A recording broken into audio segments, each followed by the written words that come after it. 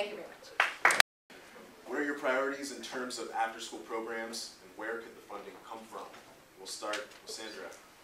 Yeah, absolutely. So this district actually lost its 21st century funding, which is our after-school funding for all of our high schools.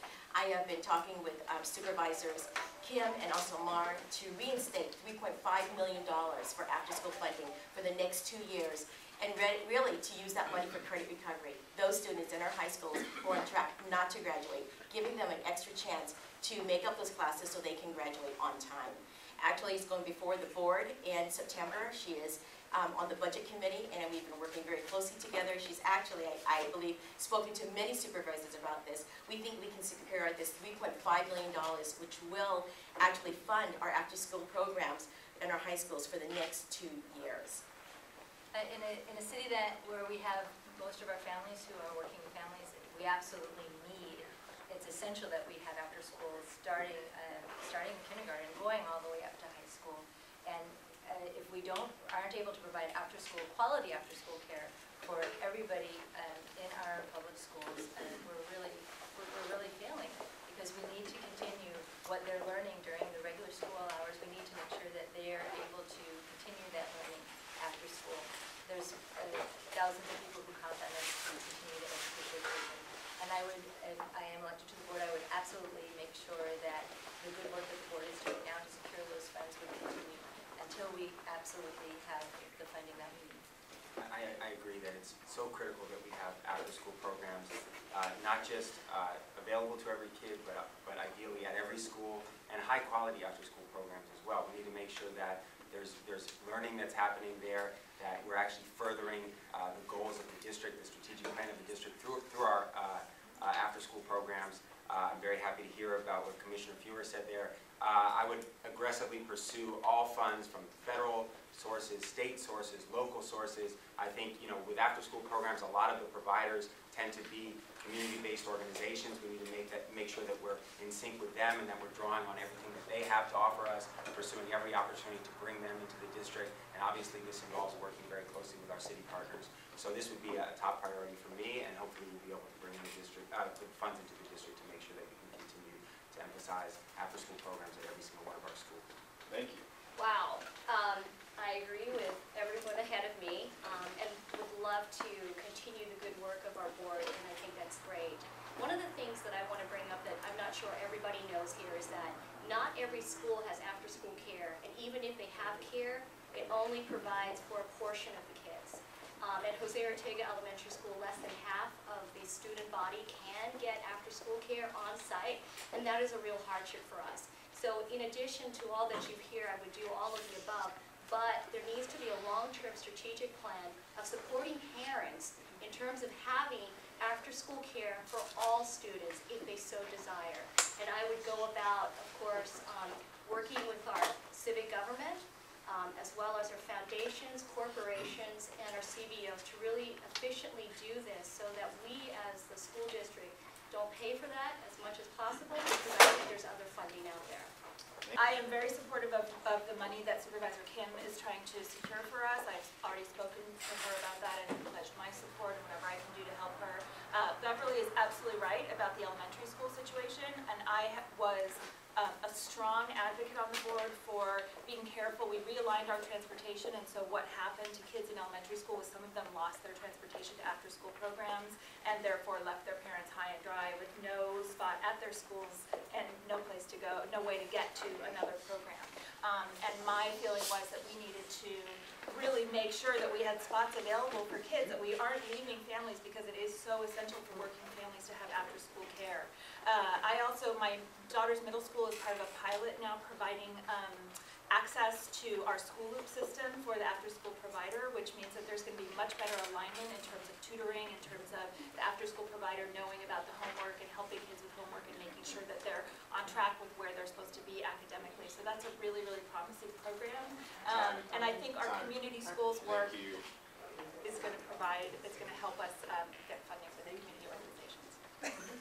Sam. I think that we should give praise to the leadership of both Sandy Fewer and Rachel that have been on the board who have given the existing resources. They're making tough decisions to ensure that everybody has access. But let me be perfectly clear.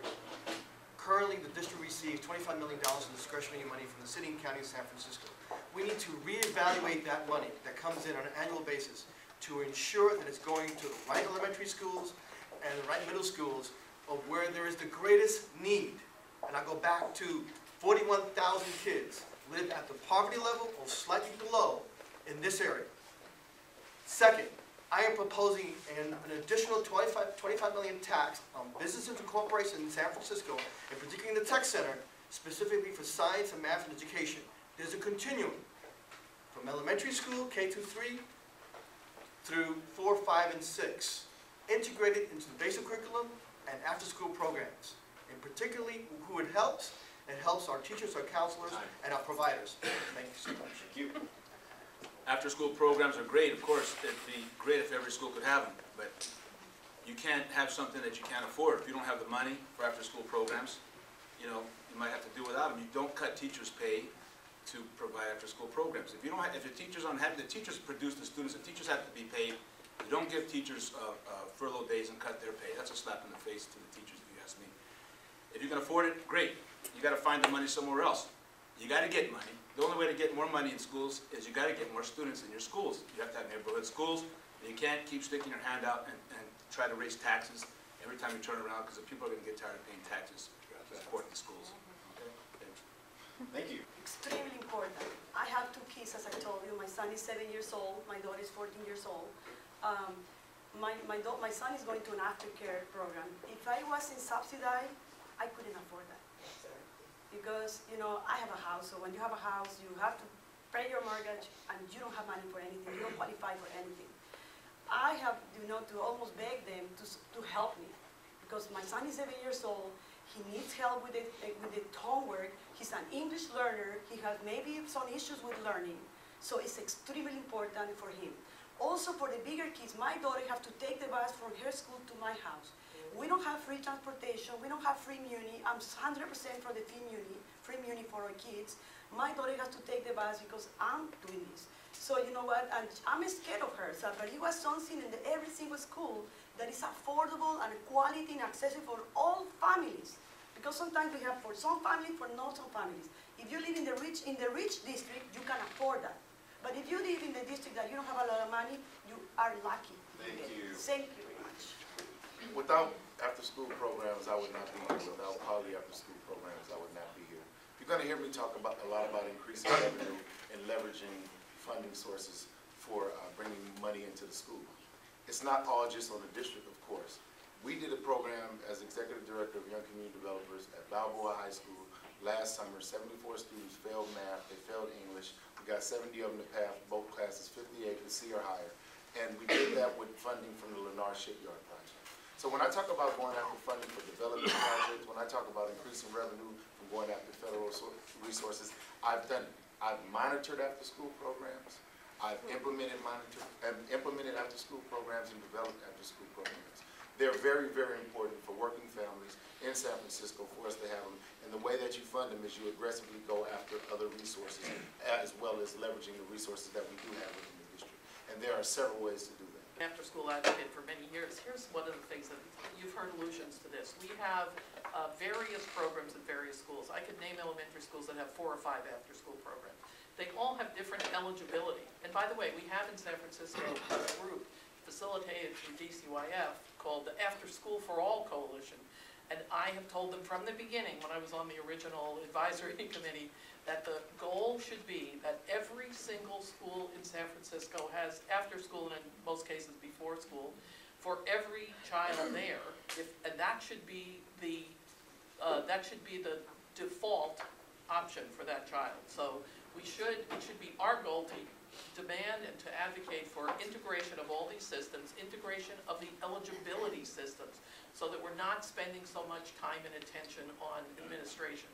And that every child can go to after school at their own school. It would make the need for transportation different. We need to do that. And through our community school work, that's what we're doing now. And this thing about aligning after school with school is easy to say, hard to do. Thank and you. look at the community schools for what we're doing now. So now,